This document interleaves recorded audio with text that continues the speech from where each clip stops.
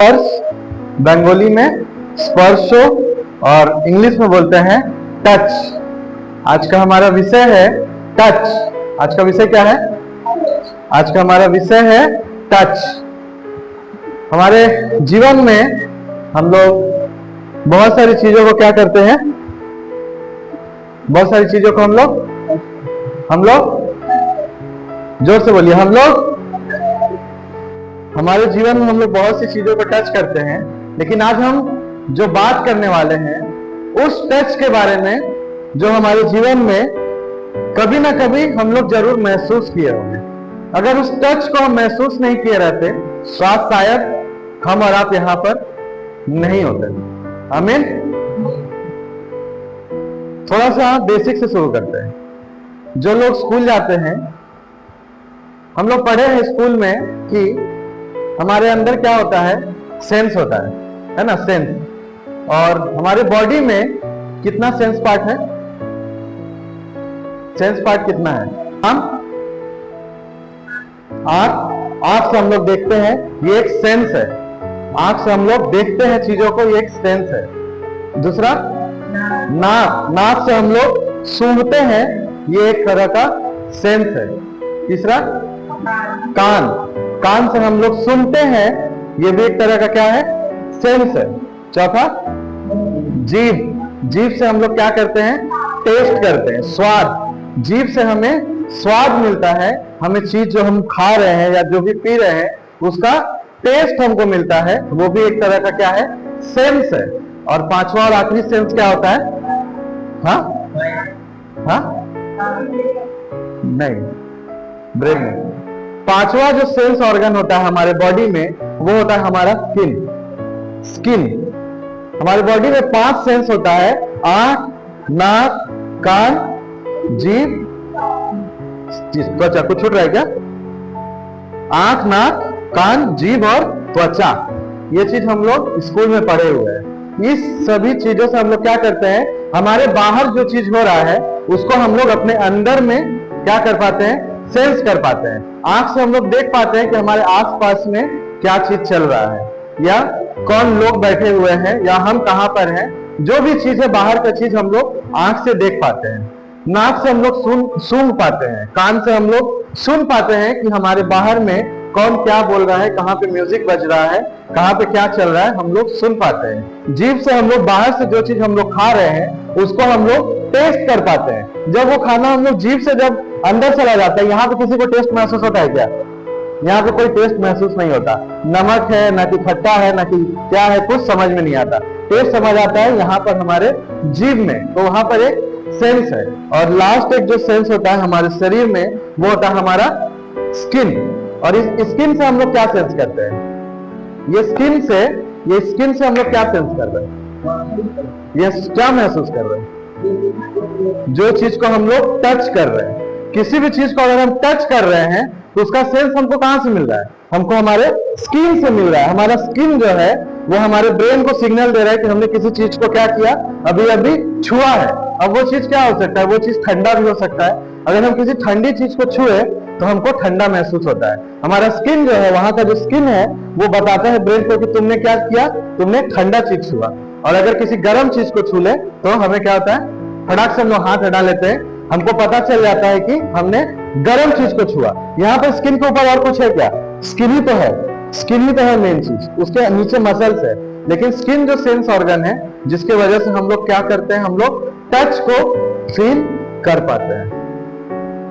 अब बहुत बार हम लोग देखे हैं, बहुत लोग का जो है ये सब सेंस के बारे में जो हम लोग बात कर रहे हैं, इसमें से कुछ एक सेंस कुछ लोगों में नहीं होता।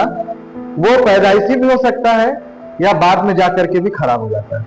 जैसे कुछ लोग जन्म से भी अंधे हो सकते हैं, लेकिन कुछ लोग क्या होता है, बाद में जाकर के किसी रोग के वजह से या किसी एक्सीडेंट के वजह से वो लोग क्या हो जाते हैं? अंधे हो जाते हैं। वो देख नहीं पाते, उनका देखने का जो सेंस है वो चला जाता है। कुछ लोग बहरे हो जाते हैं, सुन नहीं पाते। वो जन्म से भी हो सकता है, बाहर भी किसी रीजन की वजह से, कोई बीमारी की वजह से, कोई एक्सीडेंट की वजह से हो सकता है। बहुत लोग सूंघ नहीं पाते, उनकी सूंघने की क्षमता खत्म हो जाती है, उनका वो सेंस खत्म हो जाता है कि वो सूंघ नहीं पाते हैं। और कुछ लोग को ऐसा भी हो जाता है कि उनको कोई भी टेस्ट समझ में नहीं आता है।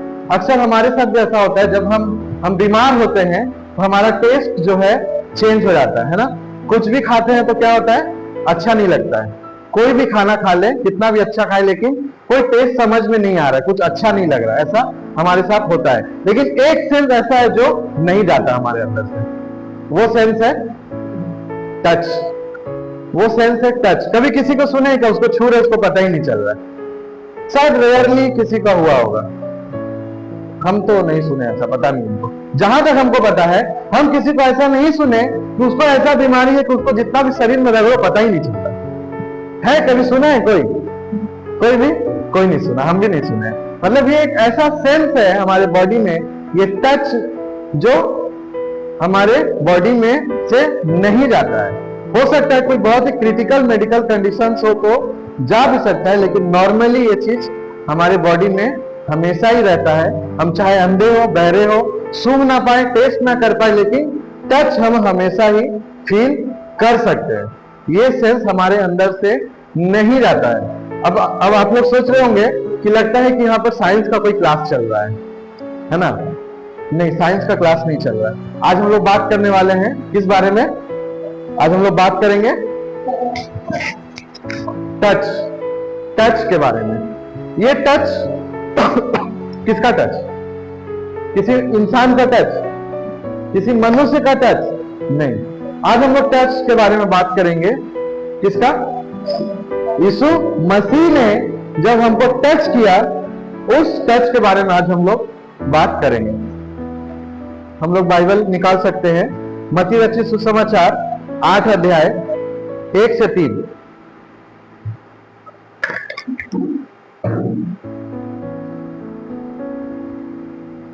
पढ़िए जोर से।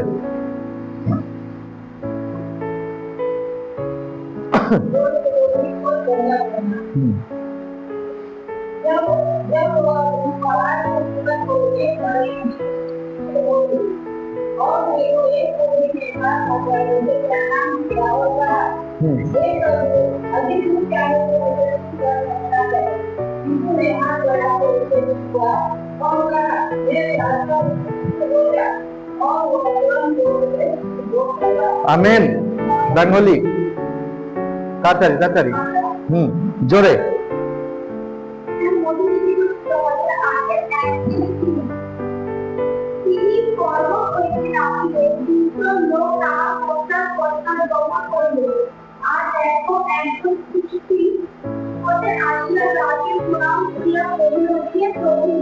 যদি আমার ইচ্ছা হয় আমাকে কিছুই করতে পারে, তখন তিনি হাত বাড়াইয়া তাকে স্পর্শ করিলেন এবং কহিলেন, আমার ইচ্ছা তুমি কিছুই করো। আর তখনই সে সুস্থ হইতে ধন্যবাদ। आमीन। आज के दिन हम लोग बात कर रहे हैं किसके बारे में? टच के बारे में। ये टच किसके तरफ से होगा? ये टच होगा यीशु मसीह की तरफ से।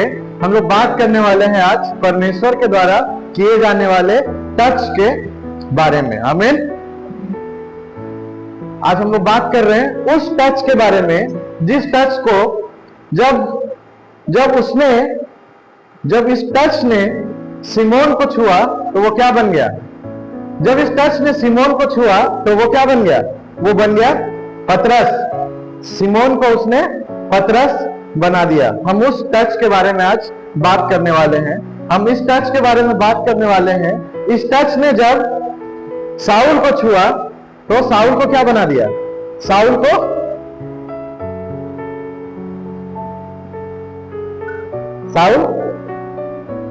उसने पौलुस बना दिया। आमीन। हम इस टच के बारे में बात करने वाले हैं। जब इस टच ने अब्राहम को छुआ तो अब्राहम से क्या बन गया? वो अब्राहम से अब्राहम बन गया। आमीन। हम उस टच के बारे में आज बात करने वाले हैं। इस टच ने जब मूसा को छुआ, जो एक मर्डरर था, एक मर्डर करके भागा था अपने देश से, उस मूसा को उसने अपने इजराइल का क्या बना दिया? लीडर बना दिया। हम उस टच के बारे में आज बात करने वाले हैं। हम उस टच के बारे में आज बात करने वाले हैं जिसने याकूब को जो क्या था, हम लोग पढ़े पुराने नियम में, याकूब जो था वो क्या करता था? धोखा दिया करता था, है ना? याकूब जो है वो धोखा दिया करता था, उसने अपने भाई को जो है धोखा दिया था और धोखा दे करके पहलौठे का अधिकार उससे ले लिया था। लेकिन जब ये टच उसको हुआ तो वो याकूब से क्या बन गया, वो इजराइल बन गया। हम आज उस टच के बारे में बात करने वाले हैं। आमीन। कितने लोग समझ पा रहे हैं? आज का विषय समझ में आ रहा है? ये टच हमेशा फिजिकल नहीं होता। हम अभी तक जो बात कर रहे थे फिजिकल टच का बात कर रहे थे। फिजिकल टच होता था यीशु मसीह के द्वारा जब वो हमारे साथ यहाँ पर थे, जब वो फिजिकल रूप में जब हमारे साथ थे तब फिजिकल टच होता था। लेकिन आज के दिन में भी वो टच हमारे अंदर हम महसूस कर सकते हैं। हो सकता है वो फिजिकल टच ना हो लेकिन हमारे अंदर में वो टच हम फील कर सकते हैं। हम लोग बाइबल पढ़ रहे थे, मत्ती रचित सुसमाचार 8 अध्याय 1 से 3 पद में लिखा है, जब वह उस पहाड़ से उतरा तो एक बड़ी भीड़ उसके पीछे हो ली और देखो एक कोढ़ी ने पास आकर उसे प्रणाम किया और कहा, हे प्रभु, यदि तू चाहे तो मुझे शुद्ध कर सकता है। यीशु ने हाथ बढ़ाकर उसे छुआ और कहा, मैं चाहता हूं तू शुद्ध हो जा, और वह तुरंत कोढ़ से शुद्ध हो गया। आमीन। कोढ़ी ने यीशु मसीह से कहा कि अगर तू चाहे तो तू मुझे क्या कर सकता है, तू मुझे शुद्ध कर सकता है। और यीशु मसीह ने उससे कहा कि मैं चाहता हूं कि तू क्या हो जा, तू शुद्ध हो जा। और जैसे ही उन्होंने उससे ये कहा कि तू शुद्ध हो जा, और तुरंत उन्होंने क्या किया, अपना हाथ बढ़ा करके, यहाँ पे क्या लिखा हुआ है आगे 3 पद में क्या लिखा है? यीशु ने, पढ़िए, यीशु ने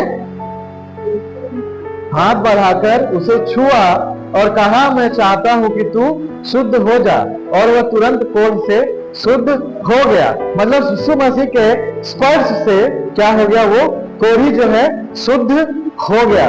যিশু যখন তাকে স্পর্শ করিলেন তার স্পর্শ মাত্র সে লোক কি হলো, কি হয়েছে, সূচীকৃত হয়েছে। কার জন্য? শুধুমাত্র প্রভু যিশু স্পর্শ, তার স্পর্শের জন্য সে সূচীকৃত হয়েছে। और इसके बाद हम लोग अगर देखें कि यीशु मसीह का जो स्पर्श है वो हमें क्या करता है, बहुत सारी चीजों को हमारे जीवन में जो है चेंज करता है। आमीन। अगर हम वचन को ग्रहण करेंगे तभी हमारे जीवन में चेंज होगा, है ना। वचन सिर्फ सुनना काफी नहीं है, सुन करके उसको अपने अंदर रखना भी जरूरी है। आमीन। हम लोग पढ़े हैं कि वचन जो है क्या है, वचन बीज है, जो बीज हमारे अंदर बोया गया, और बोने के बाद क्या होता है, शैतान तुरंत उसे हमारे अंदर से क्या कर लेना चाहता है, हमारे अंदर से चुरा लेना चाहता है। लेकिन हमको क्या करना पड़ेगा, हमको उसको सेफ गार्ड करके अपने अंदर बचा करके रखना पड़ेगा। क्योंकि वो वचन को अगर हम सिर्फ सुने और हमारे अंदर अगर वो चीज ना जाए तो सिर्फ सुनना काफी नहीं है, सिर्फ सुनने से नहीं होगा। हमको उस वचन को अपने अंदर बचा करके रखना पड़ेगा कि वो हमारे अंदर से चोरी ना होने पाए। तो अभी तक हम लोग देखे कि यीशु मसीह ने उसको छुआ, उस कोढ़ी को, और उससे कहा कि मैं चाहता हूं कि तू शुद्ध हो जा, और वो कोढ़ी जो है वहां से तुरंत ही वहां पर वो जो कोढ़ी है वो शुद्ध हो जा रहा है। और जब यीशु मसीह का जब स्पर्श जब हमें होता है, जब वो टच हमको करता है, तब हमारे जीवन में बहुत कुछ क्या होता है, चेंजेस हो जाता है। आमीन। क्या हम लोग अपने जीवन में चेंजेस देखना चाहते हैं? जो लोग देखना चाहते हैं जोर से हाथ उठाइए, बड़ा करके। ओके, अब आधा घंटा तक हाथ ऐसे रखिए। नहीं, मजाक कर रहे हैं। आधा घंटा हाथ रखेंगे, हाथ दर्द हो जाएगा। मतलब यीशु मसीह जब हमें टच करता है तब हमारे जीवन में बहुत कुछ चेंजेस आता है, ठीक है। तो चेंजेस हम लोग देखे, जब हमें टच करता है तो उसके टच से हमारे अंदर से क्या निकलता है, हमारे अंदर से बीमारियां निकल के बाहर हो जाती है। हम लोग पढ़े हैं बाइबल में कि यीशु मसीह कहाँ गया था, पतरस के घर में गया था, है ना। और पतरस के घर में एक स्त्री थी जो बीमार थी। कौन था वो? কে ছিল? পিতরের শাশুড়ি। পিতরের শাশুড়ি ওইখানে কি ছিল, ওকে জ্বর হয়েছিল, জ্বরে পড়ে আছে, उठते पारছে না, सोई है, उठ नहीं पा रही है, ज्वर में पड़ी हुई है। और यीशु मसीह जब उसके पास जाता है तो उसका हाथ पकड़ के क्या करता है, वचन में लिखा हुआ है, उसने उसका हाथ छुआ और उसका ज्वर उतर गया और वह उठकर उसकी सेवा टहल करने लगी। यीशु मसीह के टच करने से तुरंत ही क्या हो गया, उसका ज्वर जो है, उसका जो शरीर में जो बीमारी था, उस टच के द्वारा ही उसमें से निकल गया। आमीन। मतलब यीशु मसीह जब हमें टच करेगा, जब पवित्र आत्मा हमें टच करेगा, तो हमारे अंदर से जो बीमारियां हैं वो ऑटोमेटिक ही निकल जाएगा। आमीन। सिर्फ उसके स्पर्श मात्र से हमारे अंदर से जो बीमारियां हैं वो निकल जाती है।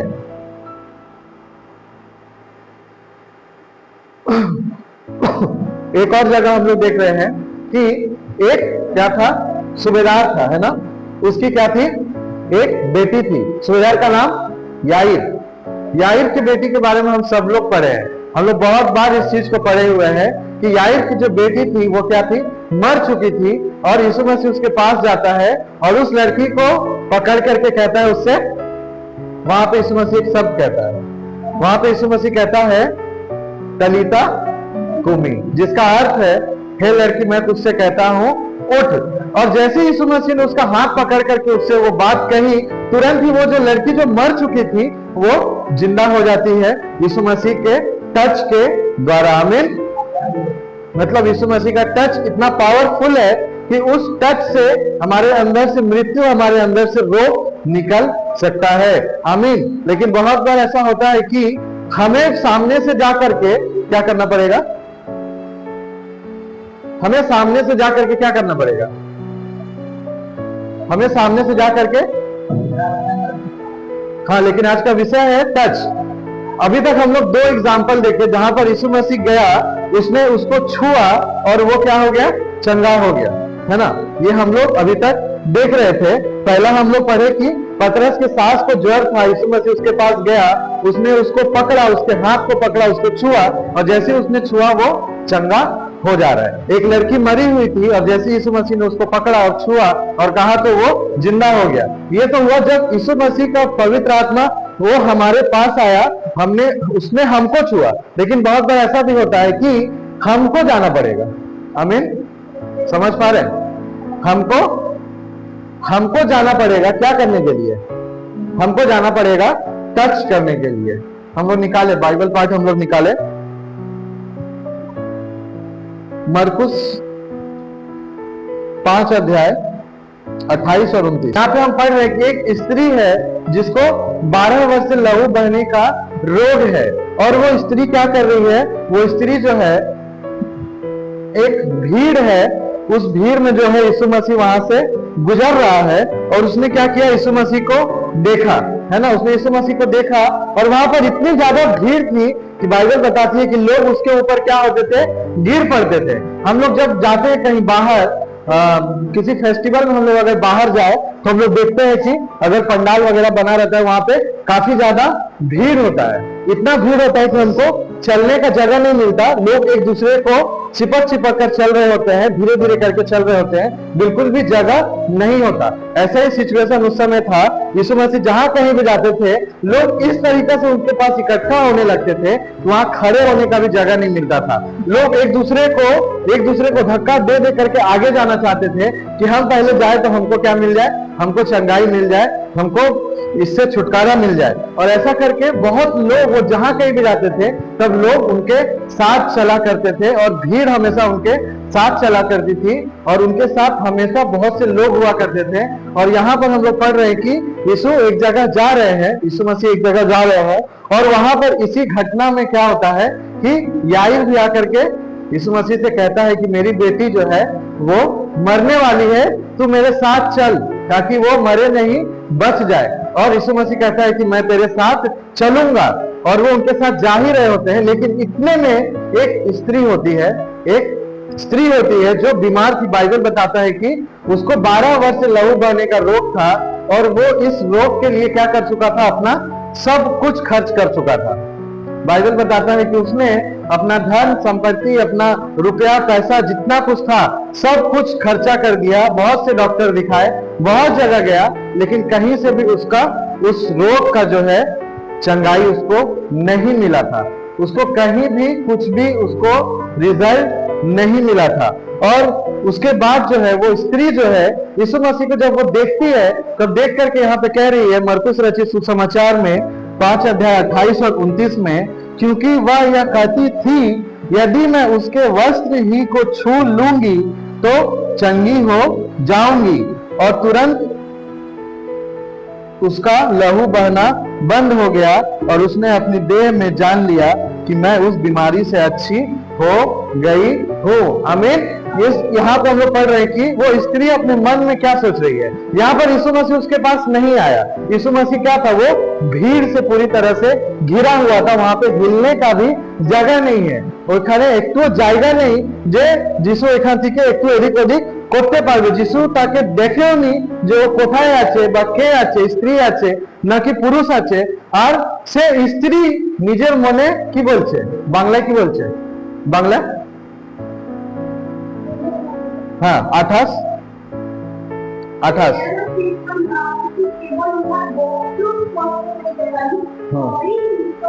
যদি কেবল তাহার বস্ত্র স্পর্শ করতে পারি তাহলে আমি কি হইব, আমি সুস্থ হয়ে যাব।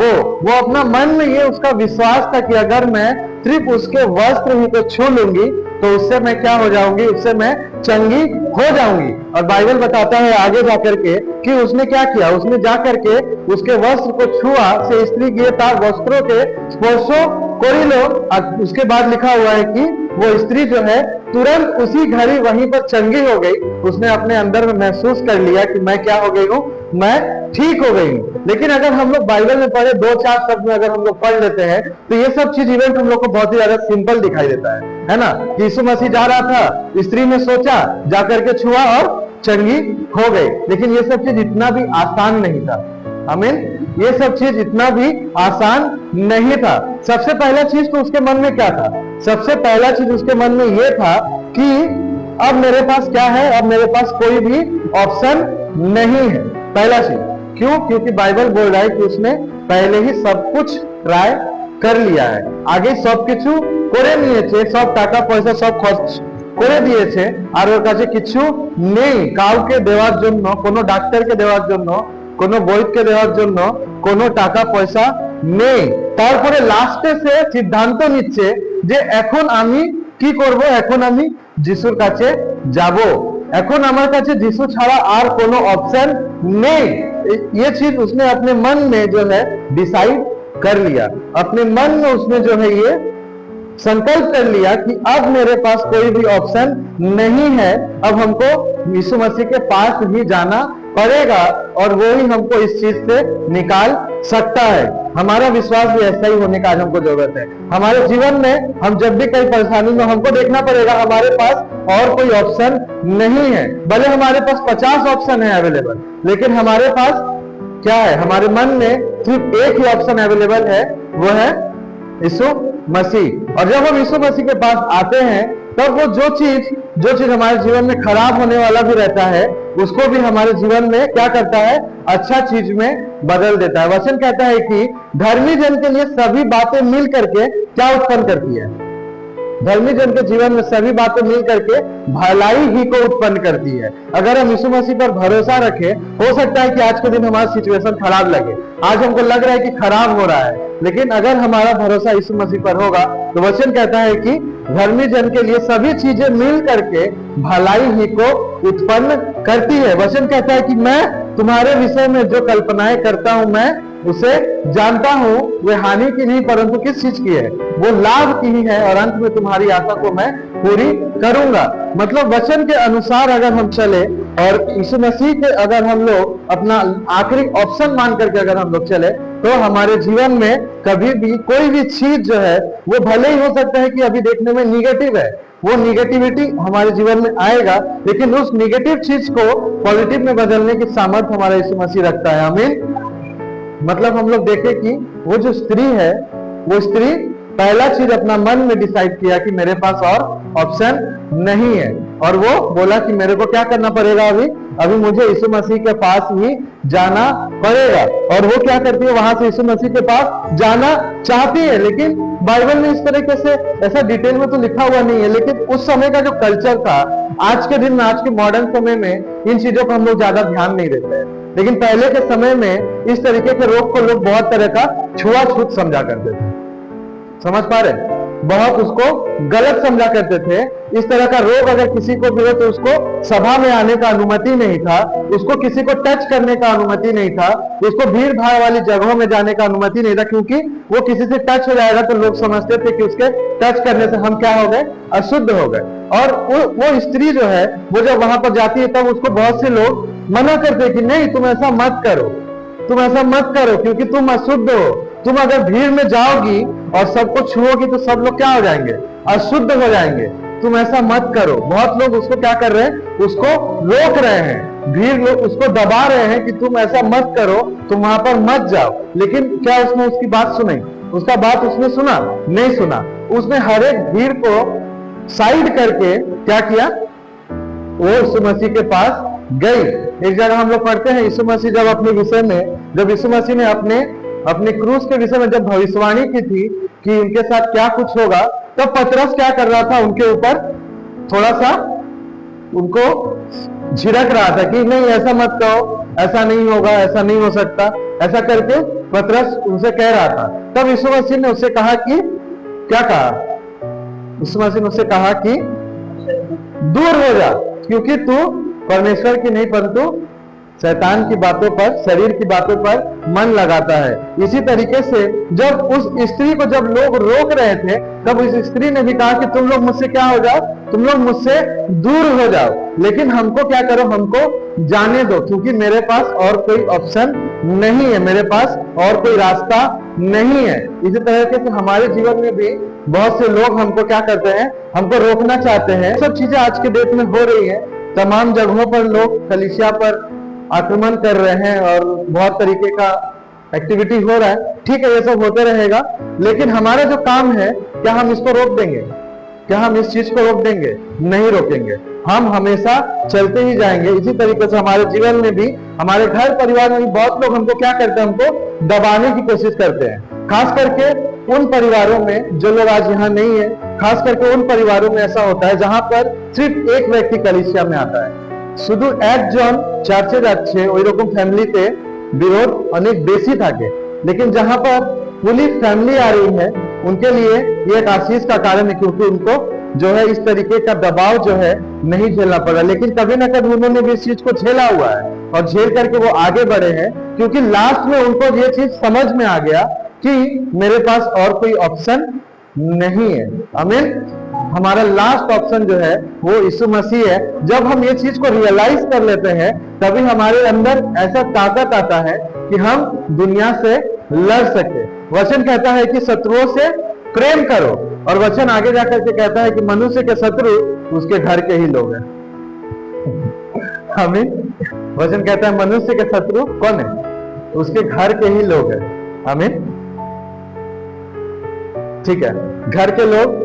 वचन बहुत कुछ हमें समझाना चाहता है। ऐसा नहीं है कि हमारे माँ बाप या हमारे रिश्तेदार हमारे दुश्मन है, लेकिन क्योंकि वो जो है शैतान के भरमाए में है, इसीलिए वो कभी कभी हमें दबाने की कोशिश करते हैं। लेकिन उस समय हमको क्या करना पड़ेगा? हमको आगे बढ़ना ही पड़ेगा। जिस तरीका से इस स्त्री ने किया, वो आगे बढ़ी और उसने जाकर के यीशु मसीह के वस्त्र को छू लिया, और जैसे ही उसने यीशु मसीह के वस्त्र को छू लिया, और छूने के साथ साथ ही वो क्या हो जा रही है, वहां पर चंगी हो जा रही है।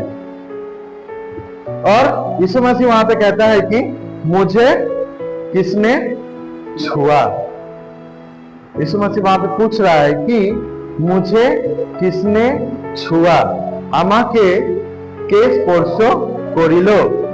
और चेले वहां पर कह रहे हैं कि ये क्या बात है, इतने लोग है, इतना भीड़ है, इतने लोग तुम्हारे ऊपर गिर रहे हैं, तुमको पकड़ रहे हैं, ये कर रहे हैं, मतलब इतना लोग है, और इसमें से तुम पूछ रहे हो कि मुझे किसने छुआ? कैसे पता चलेगा कि किसने छुआ? की करे আমরা বুঝবো, की करे কে তোমাকে স্পর্শ করলো? और वहां पर आगे जाकर के वचन कह रहा है कि वो स्त्री जो है वो घबराती हुई सामने आती है और आकर के कहती है कि मैंने छुआ था। लेकिन यीशु मसीह को यह चीज पता कैसे चला? यीशु मसीह को कैसे पता चला कि मुझे किसी ने तो छुआ है? और भी तो लोग छू रहे थे, और भी तो लोग उसको स्पर्श कर रहे थे, और भी लोग उसको पकड़ रहे थे, लेकिन वो पकड़ने में और उस स्त्री के पकड़ने में एक फर्क है, एक डिफरेंस है, একটা পার্থক্য আছে। तो यीशु मसीह को कैसे पता चला? क्योंकि यीशु मसीह ने वहां पे खुद ही कहा कि मुझे पता चला कि मुझ में से क्या निकला है, मुझ में से सामर्थ्य निकला है। इसलिए यीशु मसीह ने कहा कि मुझे किसने छुआ। वो सामर्थ्य क्यों निकला उसके अंदर से, कैसे निकला? क्योंकि उस स्त्री का विश्वास इतना मजबूत था। आगे वचन में यीशु मसीह कह रहा है कि हे पुत्री, तेरे विश्वास ने तुझे क्या किया है? तेरे विश्वास ने ही तुझे चंगा किया है। मतलब उस स्त्री का विश्वास ही था जिसने यीशु मसीह के अंदर से उस सामर्थ्य को निकाला और वो चंगी हो गई। आज के दिन में भी हमारे जीवन में बहुत बार ऐसा होता है, शैतान हमसे कहना चाहता है कि तुम बहुत गलत काम किया, मत जाना चर्च में, तुम बहुत गलत काम किया है, तुम चर्च में मत जाना, तुमको जाने का चर्च में अधिकार नहीं है। हमारे मन में ऐसा बात आ सकता है, हमारे मन में ऐसे बातें डाल सकता है कि तुम चर्च मत जाना, तुमको जाने का अधिकार नहीं है, तुमको यीशु मसीह के पास जाने का अधिकार नहीं है, तुम पापी है, तुम गलत किया, तुम झूठ बोला, तुम गाली दिया या तुमने कुछ और काम किया, तुम मत जाना। लेकिन जब यीशु मसीह को जब हम स्वीकार करते हैं तो वचन कहता है अगर कोई मसीह में है तो नई सृष्टि, पुरानी बातें सब मिट गई, देखो सब कुछ नया हो गया। आमीन। मतलब यीशु मसीह के स्पर्श के द्वारा हर एक चीज हमारे जीवन में चेंज हो सकता है, हर एक चीज हमारे जीवन से निकल सकता है। वो बीमारी हो सकता है, फाइनेंशियल क्राइसिस हो सकता है, या किसी और तरीके का बंधन हो सकता है, वो सिर्फ और सिर्फ यीशु मसीह के स्पर्श के द्वारा निकल सकता है। हम लोग पढ़े हैं और एक जगह यीशु मसीह ने क्या किया था, एक क्या था, एक बहरा और एक हकला आदमी था ना, जो सुनता कम था और अटक अटक के बोलता था। तो यीशु मसीह ने क्या किया, उसके कान और उसकी जीभ को छुआ और छूने से क्या हो गया, वो तुरंत ही चंगा हो गया। मतलब उस स्पर्श को अगर हम अपने अंदर महसूस करें, उस टच को अगर हम अपने अंदर महसूस करें, तो वो टच हमारे जीवन में क्या कर सकता है, हमारे जीवन को चेंज कर सकता है। वो टच हमको ताकत देता है कि हम जो है दुनिया से लड़ करके भी मसीह के पीछे चल पाए। आमीन। आइए हम प्रार्थना करें।